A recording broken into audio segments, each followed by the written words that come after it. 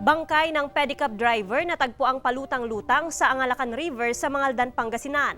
Tutukan sa report.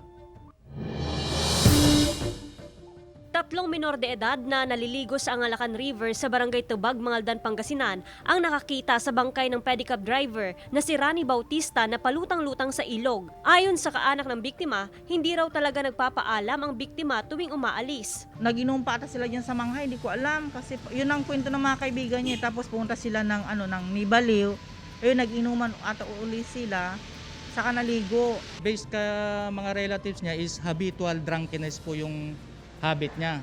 Araw-araw po siyang lasing. Malaki raw ang tsansa na nakainom si Bautista bago maisipang maligo sa ilog kung saan siya nalunod. Naiwan naman sa loob ng pedicab ni Bautista ang ilang ari-arian ng isa pang lalaki, kabilang ang identification card nito.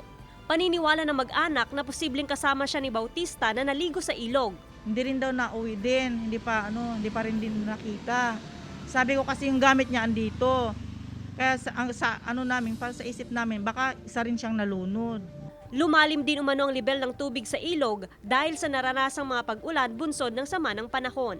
Kasama si Jing Dakanay, Joan Punsoy, Balita Miyanan.